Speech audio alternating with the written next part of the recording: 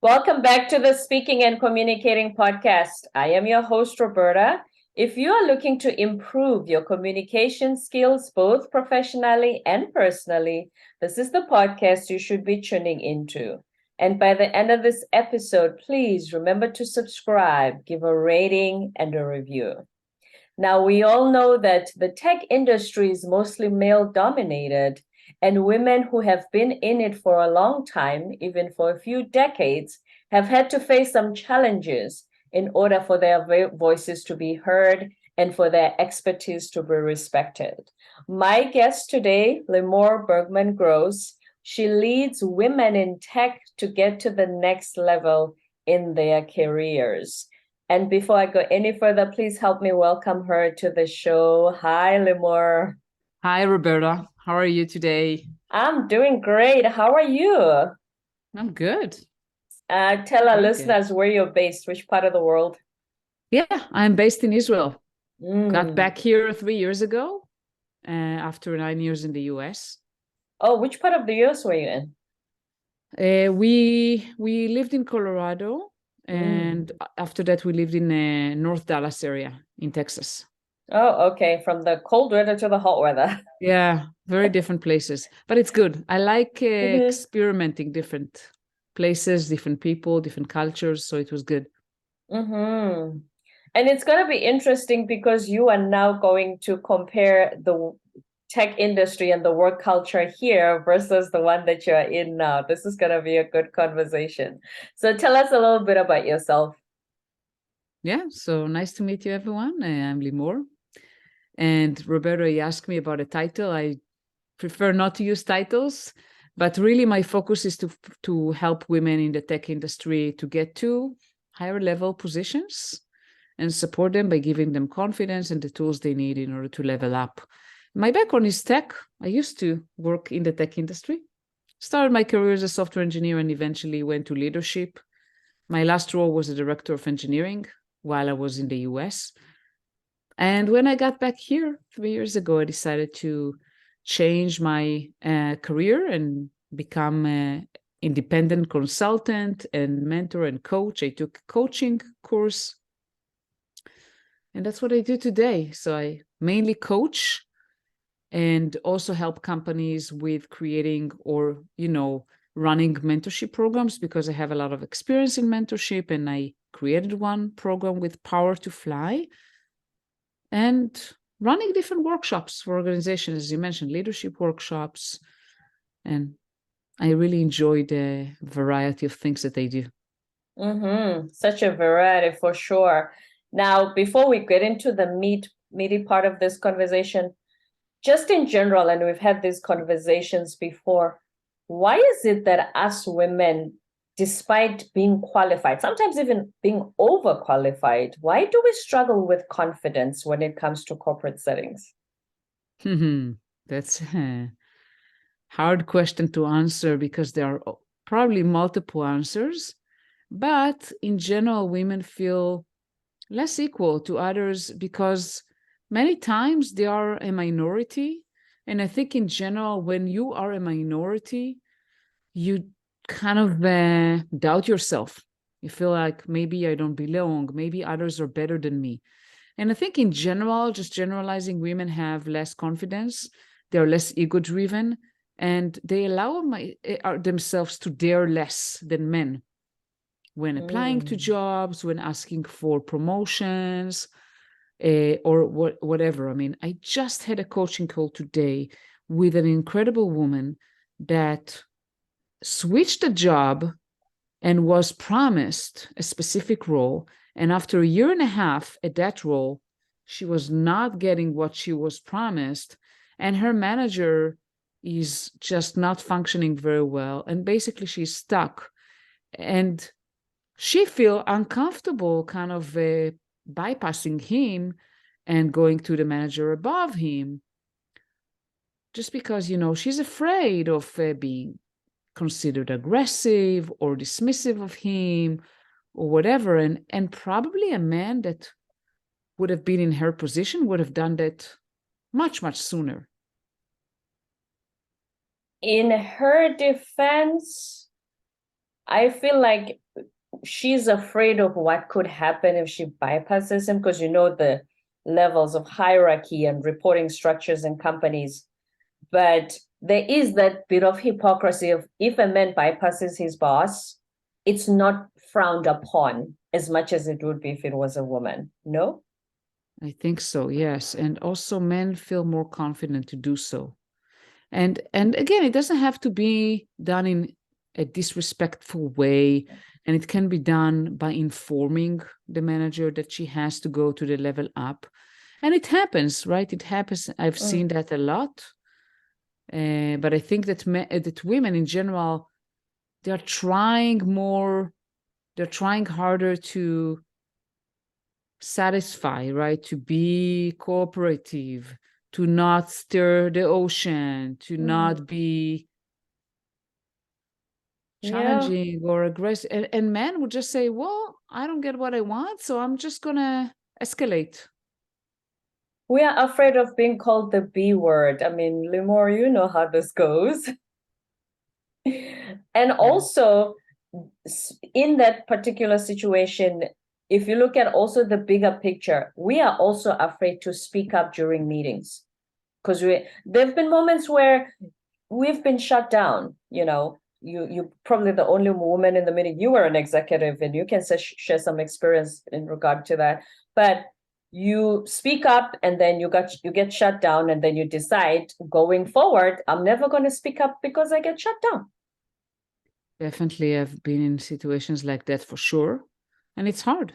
It hurts your confidence. I mean, no doubt about it. It's not pleasant. I usually prefer to approach situations like that, not going headstrong with the person who is misbehaving in a meeting, inside the meeting. I don't think that's the right thing to do, because you're seen as combative, as not cooperative, and it just hurts you more than it does you any good. My approach would be to try to resolve it in an intimate setting with that person alone, but being very direct about what they have done and how you expect them to behave differently.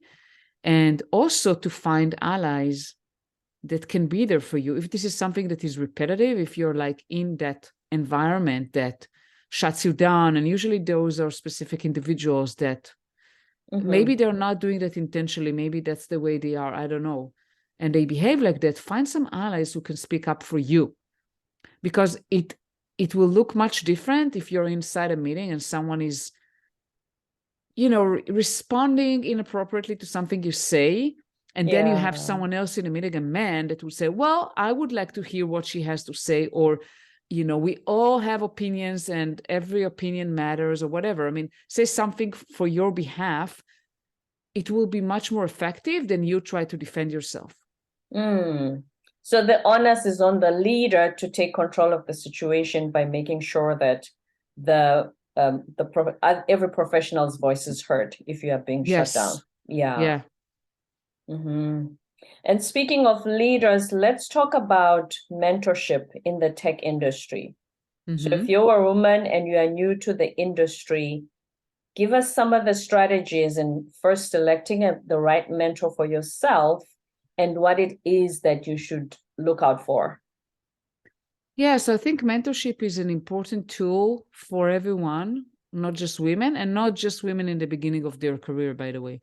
I believe everyone should have the opportunity to have mentors if they want to. So I think that you need to ask yourself, what are my goals?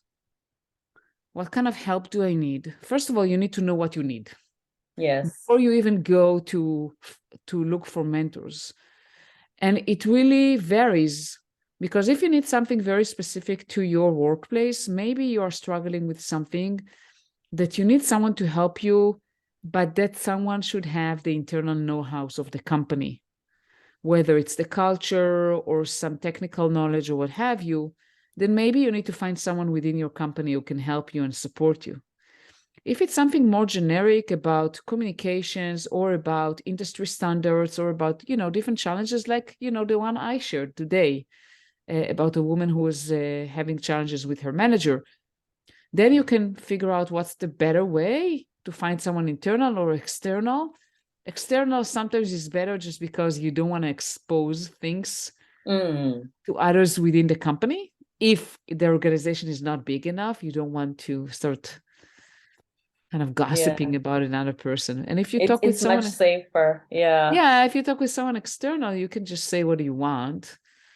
And I don't know those people, so Mm-hmm. you can feel comfortable sharing that with me or with anyone else. And then you need to ask yourself, okay, what kind of mentor do I want? Do I want like an industry expert in my field, or I don't care, I just want someone who has some experiences? For example, I took leadership. It can be public speaking, can be negotiation, can be anything. Do you really need someone who is an expert in your area, who have, for example, in my case, managed group of engineers, Mm-hmm. because you have some challenges that are related to leading an engineering organization and you prefer someone who have done that before? Or maybe you have challenges that are, as I said, like leadership or stuff like that, that it doesn't really matter if the person managed specifically engineering or product or marketing or some other functions. You Mm-hmm. just need the experience of leadership, of managing up, and so forth. And then you go to, okay, how do I find, what kind of mentor do I want? Do I want a woman? Do I want a man, or I don't care? Is it important for me that this person will come from similar background as I am? For example, in the program that I ran for Power to Fly, there are a lot of women of color who wanted a mentor that is a woman of color. It was To important to relate them to their to problems. Yeah. relate to a woman in higher positions that is a woman of color, because women of color have specific challenges that maybe me as a white woman will not face. Mm-hmm. So after you figure that out, what exactly you want, or maybe on some aspect you don't have like a strong preference, then where can you find those people? It can be people in your surroundings, right? People you know, people you work with or you used to work with. And maybe you don't know anyone and you can just reach out to different organizations that are supporting women. In our case, right, there are many organizations like Power to Fly, but there are others too. That there are many mentorship programs. Some of them are free, some of them are paid. So you can Mm-hmm. just look up and find the right one for you. Also, it depends on what kind of support do you need. Do you need something very, very specific that you can just speak with someone for 1 or 2 sessions and you're done, like to solve a very specific problem? Or is it something bigger, more long-term? Okay. Ongoing. Yeah. Because sometimes I had a woman that I had only 1 session with her and we just finalized everything she needed. It was a Okay. specific dilemma she had, about how to communicate her wish to be promoted, how to build a promotion plan for herself. And we just discussed it for an hour and she was done. She Mm. just had the tools she needed and she moved on and eventually was promoted. So uh, that's the only thing she needed. But maybe someone needs more support, like building a confidence that takes time. And, you cannot do it in 1 session. Building some skills that maybe will take some practice and evolve for some time. So you need to kind of figure out also the length. And maybe you don't know. Maybe you can try for a few sessions and then extend it if you need to. Mm-hmm. So you need to have a clear understanding of what it is that you need. If you don't know what you want, it's like shooting arrows in the dark. You don't know Yeah. what kind of help you need. Mm-hmm. And so nobody would know how to help you. So when I started this podcast, I have a civil engineering background of about 15 years. I started this podcast based on my experience, realizing that, hey, wait a minute, they don't promote the smartest engineer to leadership positions. They promote those who can speak well, do presentations, have good relationships with clients, Yeah. not So necessarily the smartest engineering guy. You spoke about public speaking earlier. Would you like to yeah, talk about that? public speaking is a key skill that everyone should have. And it doesn't mean that you need to be a TED speaker No. or to speak in conferences, be a keynote speaker, or talk to thousands of people. But this is so important. no matter what role you do, that you know how to present yourself, how to present your work. It's very, very important. And this is something you can learn, you can practice, and you can become better. Mm-hmm. And I also help people with that, also do workshops. So I also focus on that area because I feel it's very, very important. As you mentioned, it's not always the smartest people that are promoted, but it's the people who know how to present themselves and the work that they do. Mm-hmm. Because if it's hidden on your hard drive, what good is it going to do?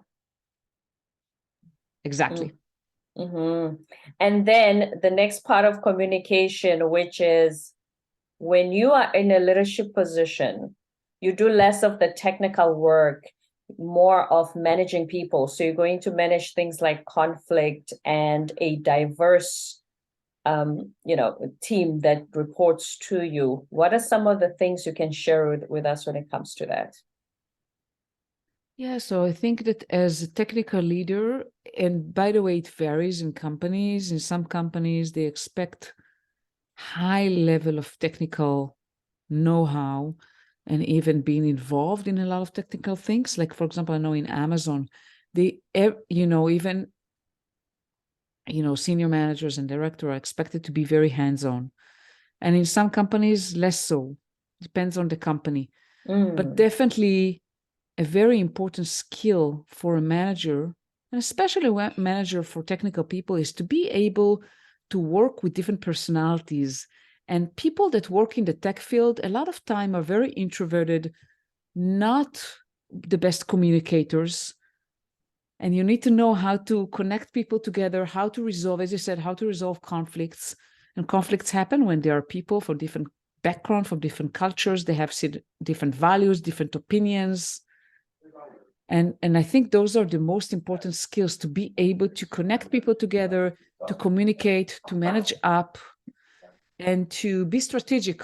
This is one of the things as you grow up in the corporate ladders, you need to become more and more strategic and less focusing on the day-to-day, on the execution, on the tactical stuff. Right. So developing those communication skills is very important. You spoke about networking earlier, which is also part of communication. When you were talking about how to find a mentor if you're new, how to network. So what are some of the things you can tell us on how to network effectively? Because we have found that handing out business cards doesn't always work. No, so find communities that you can relate with and help others. Go to different meetups or events that they do and start getting to know people without asking for anything in return immediately or even offer help. Just try to connect. Mm-hmm. And then what about online networking? Is that effective at all? Are you just annoying strangers when you reach out to them? So I think it's effective when it's done in the right setup.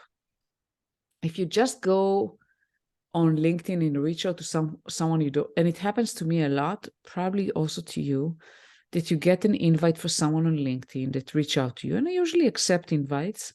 And then immediately after you accept it, they send you a message and they want to either sell you something, offer their services, what have you. And there is nothing more annoying than that. There's nothing more annoying. I have two types. Can I interrupt you? I have two types. I have about 5 to 8 in a week. They want to promote my podcast, or you do such great work. Have you thought about putting all those stuff to an online course? We can help you. Those are my and 95% of the messages I receive from new connections. Yeah, sorry, carry on. Yes. So usually they want something out of you right off the gate. And it will turn you off. At least it turns me off, right? I mean, what do you want from me? I don't know you. You reached out, I accepted to connect with you, and now you're asking me to buy something from you or to use your services or whatever. Get away. I don't want that. Most people don't like to be sold in a way, in that kind of way. So I think you need to find the right communities, and there are many communities, especially, for women, look for women communities and join them. And there are a lot of communities that either they have a Slack group or they do virtual meetups and so forth, and just be there.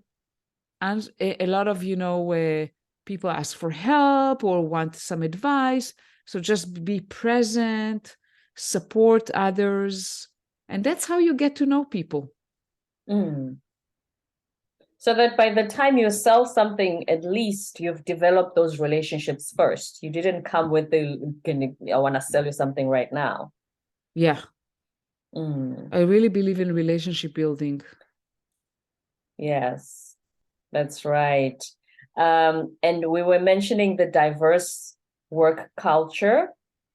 What about diversity gets such pushback from companies? And I think in order to play devil's advocate a little bit, don't you think it's a little easier if I just work with someone from my country, my culture, my suburb?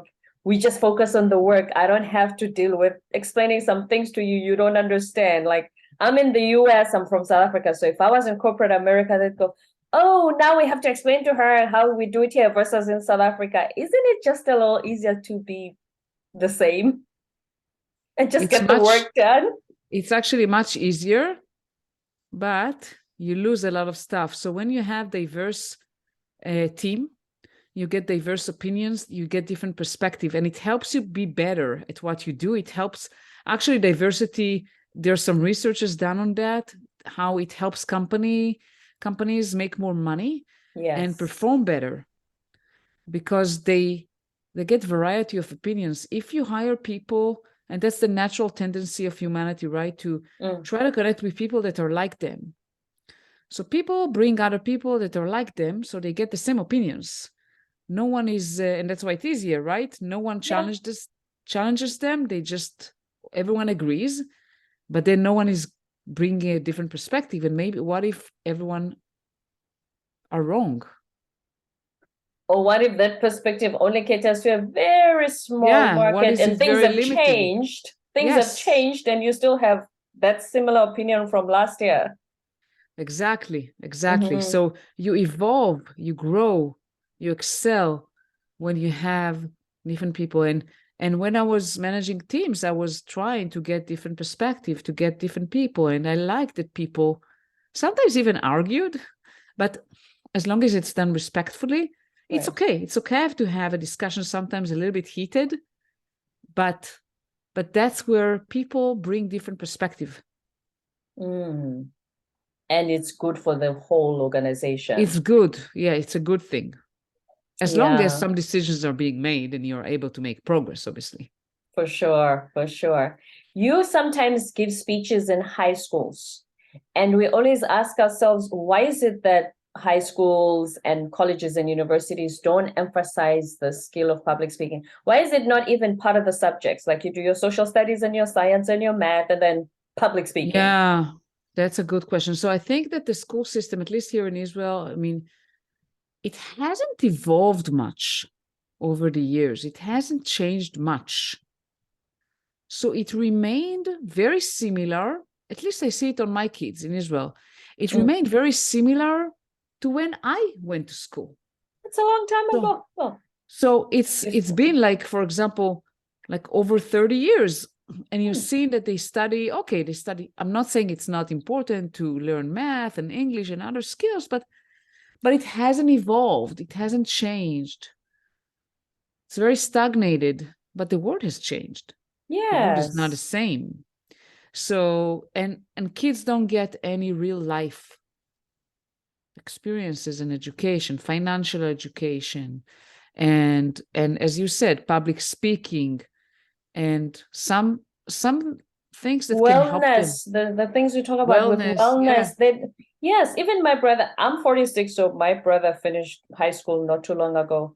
He studied the exams, and don't they add things like meditate and look within? Because we used to say, oh, I wish I learned this when I was in school. But now they know it and they still don't incorporate it into the curriculum. That's because it's easier just to do what they did last year. And the other way, it's easier just to continue what is already there. It's harder to change that. And also the school system, sometimes a lot of bureaucracy, and it's harder to change. And it's unfortunate. That is unfortunate because the information is there. Before the dawn of the internet, they didn't have to, come up with everything from scratch. I just don't understand why it's not even a 1 week or a once a month or once a week class, part of these as an extra. And then the last thing I wanted us to talk about. So we've spoken about women having confidence. Can you just tell us how we can, even while being home, is there a habit we can cultivate on a daily basis just to increase our confidence a little bit? So that when we enter those professional settings, we can incorporate the things you've mentioned and be strategic about it. But I just feel like there's some work we can do at least on a daily basis to increase our level of confidence. I think that one of the things we tend to ignore is what we have achieved.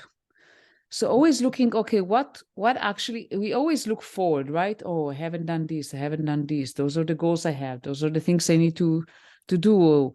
I haven't been able to accomplish everything I wanted. But what about what we already accomplished? So first of all,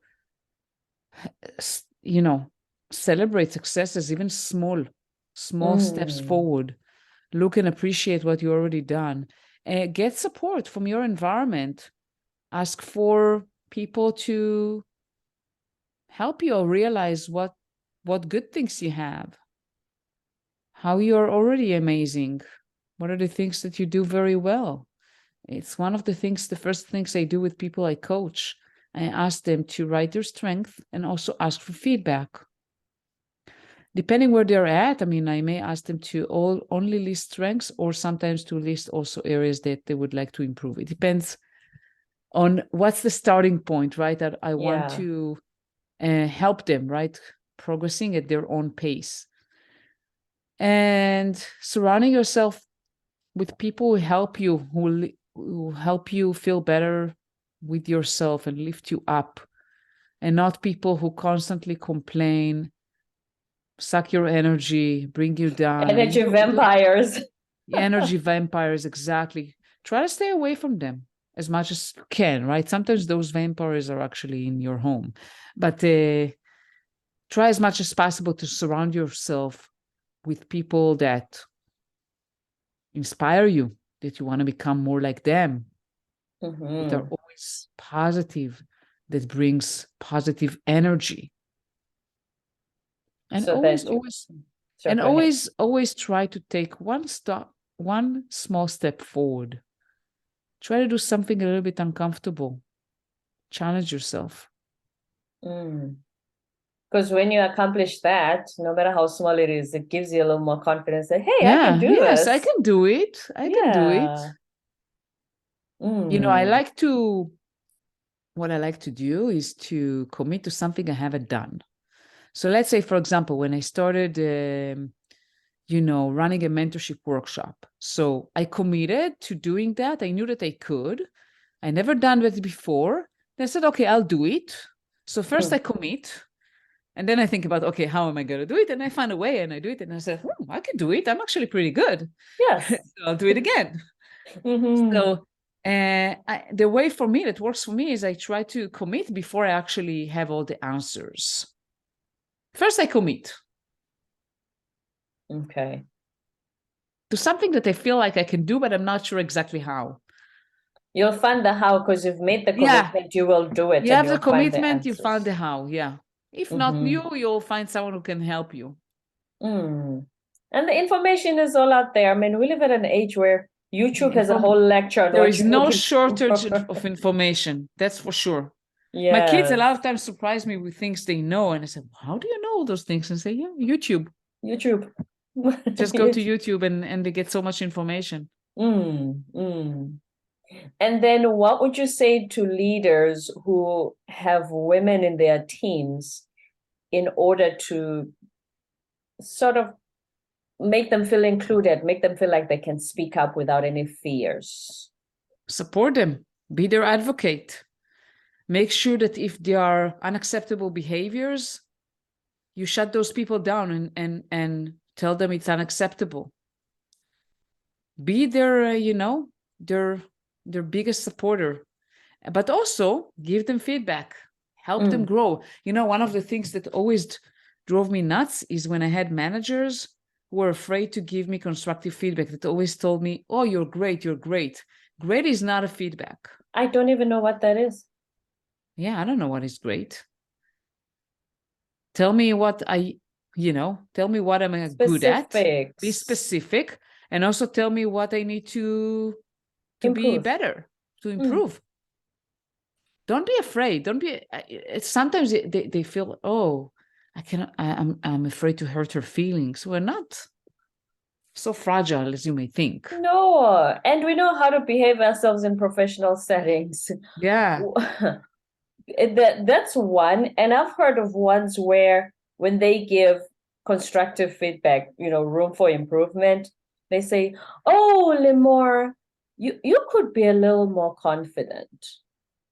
Well, if your manager said that to you and you walk out of his office, would you know exactly what to do next with that information? No, I would probably ask him, what does it mean? How do you know when I have more confidence? How does it look? What kind of things will you see for me and that are different from what you see right now? I'll ask them. So obviously now, when I'm doing so many hours of mentoring and coaching, I will know how to, how to get more data from them. I would ask them, okay, what does it mean?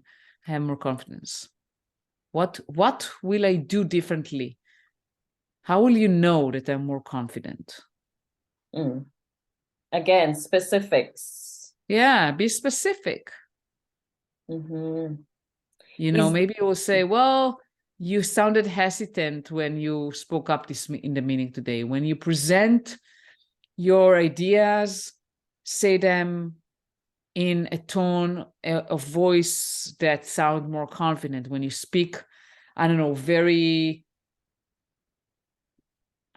voice is very low. It's hard to hear you. You look down. You don't keep an eye contact. So give me some specifics that I will know, okay, what do you see right now? And what is confident to you? What does it mean? Maybe different, by the way, being confident may be different to every person. People. Yeah. And then speaking of presentations, we always say, especially for the tech industry, you got data, you got statistics, you got graphs, and you have the programs. What are the best practices when it comes to what you put on slides? If you're making a presentation and saying, okay, we think this software is best for Amazon to buy because this is what it does. I don't have one answer. It really depends on the goal of your presentation and on the audience. And you need to adjust your presentation to the audience. If you need to convince someone to do something and they don't like details, they just want a bottom line, they're very impatient, they don't have a lot of time, their attention span is very short, then you need to put something maybe visual, the bottom line, some numbers. But some people like the details. Some people want to dive deep. So it really depends. It's hard to say. So there's no one way in creating a presentation for... No, the presentation need to be adjusted to the audience. The most important thing is first the audience. Second is, what is your goal? What are you trying to get out of this presentation? Once you have the answer to both questions, you will know what you need to do. Because a lot of times people, okay, they know the audience, but they are not clear to themselves about, okay, what am I trying to... I had a situation where people created presentations and there was no bottom line. Let's say you wanted to convince me to approve a project. I had a person that, took me to review his presentation, to give him feedback, to coach him on his presentation, to a senior leader that he wanted to convince that leader to give him the green light to continue working on that project. Right. But he presented a lot of technical details, which this person didn't necessarily care about. So we adjusted that to include less technical detail, more high level, some diagrams, and also to have a bottom line. Okay, this is what I need. I need to work on this for extra whatever time, and I need your approval. I need your okay, to know that you're okay with it. So, like, what are you trying to get out of it? And many times people don't end the presentation. They just leave it out open. And so the person they're presenting to, are they supposed to come to their own conclusions of the purpose of the presentation? They need to know what they're trying to get out of it. So it could be to convince someone to do something. It could be to make a decision, right? Not themselves. Maybe they need to have a discussion, and eventually they would like everyone to get a decision and agree on something, and agree on a course of action. Yeah. It could be that they just want to brainstorm and get as many ideas as they can. It could be it's just information sharing, and they want people to understand what is the status, where people are at a specific project. Depends on the situation. The purpose of why the presentation in the first place. So if you're trying to share information, then a good conclusion to your presentation would be summarizing the high level things that you already mentioned, just repeating, okay, we covered X, Y, Z. If you're trying to get buy-in to something, or get support, or get approval, then you'd say, okay, I presented all of that, and now the next steps are, and I need your approval. I need X budget. I need whatever head count. Just tell them what you need from them. Right. Okay. They may say no, or they may say, I need to think about it, or whatever. And if they at least they know why. What you ask. If they say, I need to think about it, you can ask them, okay, what do you need in order to get it to a decision? Is there anything else I can provide to help you make a decision? And they may say, no, you gave us everything we need. We just need some time to discuss it and think about it. Or they may say, I'm missing some details. So I need to think about it. Doesn't always mean that this is a soft punch to, we're not going to do this with you. No, not always. I mean, sometimes it's really, because a lot of times what happens, we make a lot of work, right? We spend a lot of time before the presentation. So we have all the things in our head. But the other side, a lot of what we told them is new. And they need time. They need time to absorb the information we gave them and to think about it. That's okay. It doesn't mean that it's a no. So hence asking questions after they've given you that feedback. Yeah. Limor, please give us some last words of wisdom for women in tech on how to navigate the challenges they face in their professional careers. I think that just, I would say find people to support you. Whether it's mentors, colleagues, sponsors, find people. Don't be there by yourself. Get help. Words of wisdom from Limor Bergman Gross, our expert in helping women in tech find and navigate their way to their next careers. She has been in tech for over 2 decades, and she is on a mission to help women in that regard. Thank you very much for being here today. Thank you, Roberta, for having me. It's been a pleasure speaking with you today. I enjoyed it as well. And before you go, please help us. Please tell us where to find you on social media. LinkedIn is probably the best, where I'm most active. Just look me up, Limor Bergman. You'll find me. Okay. That's probably the best. Limor Bergman, thank you very much for being on our show today. Don't forget to subscribe, give a rating and a review. My pleasure. Thank you, Limor. Thank you.